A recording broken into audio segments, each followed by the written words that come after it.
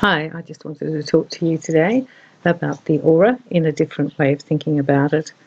I've likened it to fabric and I've put it into three groups. Like there's three groups of people with different auras down here. They can change, but these are the major groups. And the first one is the leather aura, which is rather a tough aura and, as leather indicates, quite resilient. And the next one is the linen.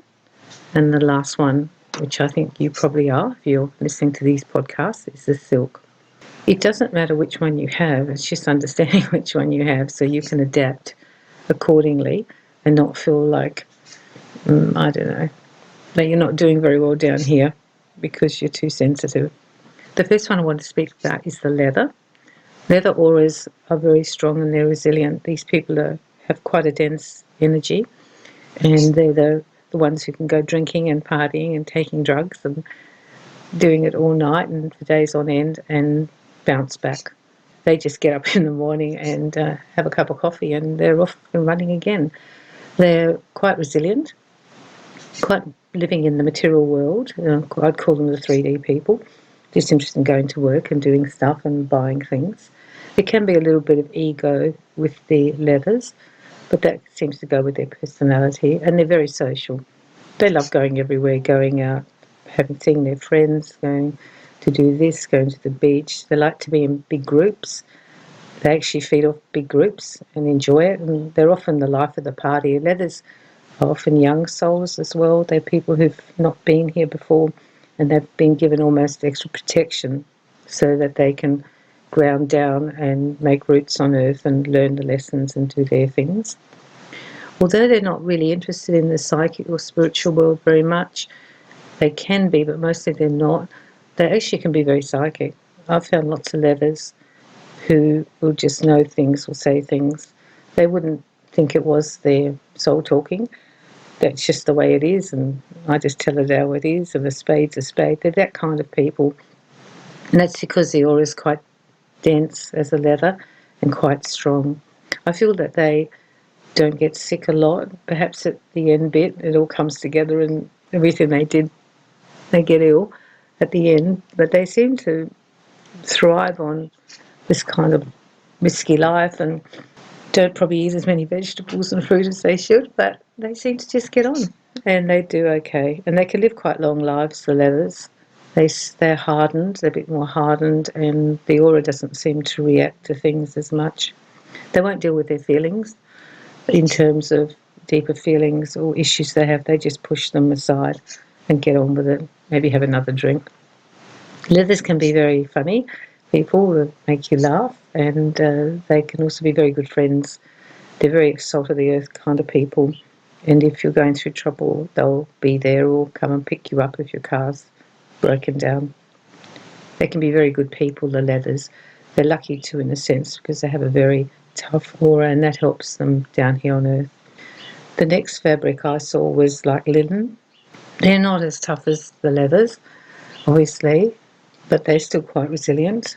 Linens live a little bit in both worlds. They live in the normal human leather world. We're making money and going out with our friends and partying. But they also have a bit of an interest in other parts of the world which are becoming more spiritual, pollution and recycling. Perhaps they belong to Greenpeace.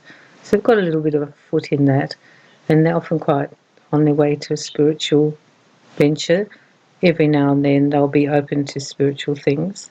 Linens are social, and they will go out a lot as well, love being out with their family and friends. However, they still need some downtime. They seem to be in between, that they can do a little bit of it, but then they also need to have downtime. And I think they feel very happy in nature, in the garden, and they like to have beautiful things around them. They're not very material, but they are a little bit, so they like to have the finer things in life. But it's not essential to their happiness. They don't have to have the best car, they just have to have a good car, or not the best house, just a good house. Linens live in the middle. They usually don't deal with their feelings or deeper emotions, a bit like the leathers. However, there will be times when things come up and they really have to delve deep and really work on their stuff. And for the most part, they will do some of that work, but not all of it. They can be very psychic and spiritual, but not really activating the gift, just using it every now and then. They will sort of be open to the work I do, but more in a curiosity point of view, more in a let's see what's been said in the reading, rather than taking it seriously or seeing it as guidance or feeling spirit around them. Occasionally they will have spiritual things happen to them, like they see someone or they hear the spiritual voice. However, it's not really part of their daily life. They tend to work more from the human, just like the leathers, and a little bit of soul. The last group are the silks, and I believe if you're listening to this podcast, you're a silk aura. Silk feels everything, just like silk. So if you think of silk and the wind blowing, it will move. And silk is so sensitive. It's probably one of the most difficult auras to live with in terms of daily life. You will have often food sensitivities. You will be upset by things that happen. You will feel all the energies when you go to the shops. In any sort of spiritual psychic way, it's wonderful because you'll pick up. On another level, you won't be able to stop picking up at times, and you pick everything up. So you're a little bit like a sponge. Silks are very sensitive auras. You really need to take care of yourself. You will not be able to drink, party, and do all those things and wake up the next day and be fine. It's going to take you days to get over it, maybe even a week. And the more silk you become, the less able you'll be to do this. The body will really, really let you know it doesn't like it. You also won't be able to eat badly. You'll have to eat well, otherwise your body will tell you it doesn't like it. You can't eat lots of junk without feeling terrible. You have to eat juices and things. But to be fair, you'll probably be on that road anyhow of nutrition and trying to look after yourself. Silks also need much more rest. They tire and they need a lot of sleep. If you don't get enough sleep when you're silk, you'll become very ratty, and you will also feel really out of sorts, and it will affect your spiritual and psyche. You will tend to work more from your soul. You will feel everything, and your feelings will be one of the strongest parts of how you live. You'll feel what other people feel. You'll feel your feelings. You'll pick up on things all the time. I want to add that if you're a silk, you will also be very sensitive to the environment. For example, you'll feel when it's full moon and new moon, you will feel the solar eclipses. You might get headaches when these things are happening. You will feel if there's been an earthquake somewhere, you'll feel a bit strange for the day before, perhaps. You'll be very sensitive to the energy of the earth, and as a silk, you will feel it. And the same goes when you walk into someone's house or you walk into a group of people, you straight away feel what the energy is. So if they've had a fight, you will feel the vibration in the house and you'll know that something's gone down. If you're with your friend, you'll know there's something wrong. Added to that, you won't be able to be with people as much and you won't want to. There will come a point where you need to go home now. I always used to have that. We'd go out and my husband then wanted to go out and do coffee and go to everyone's house. I'm like, no, I'm done. I'd often go to make him happy, but I was over it. I'd finished. I want to go home now. I want to be on my own. That feeling of wanting to be alone is very strong with the silk. We need it to almost recharge. And it's not because we're particularly introverted. It's just that we need the aura to be able to be still and not have any aggravation around it or be picking up things.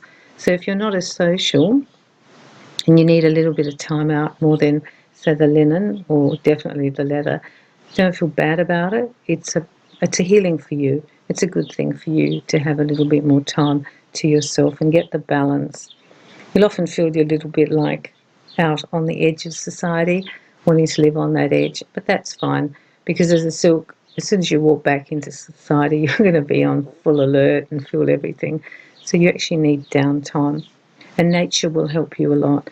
Sitting in nature, being in nature, playing beautiful music, being in lovely, like a sanctuary of your home, being with people who are gentle and soft to be with, they will be very good for your silk aura.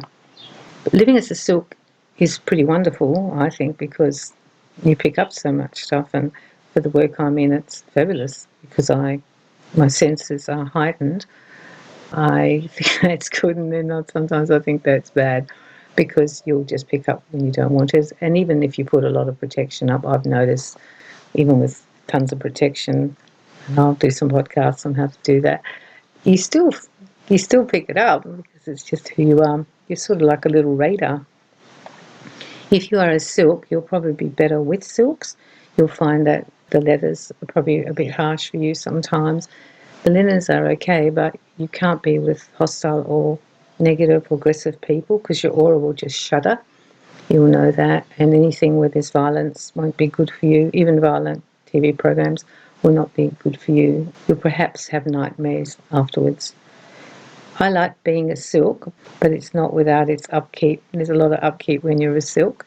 You really need to be a little bit boring and eat well and sleep and not indulge in too many bad foods or drinking or smoking or drugs.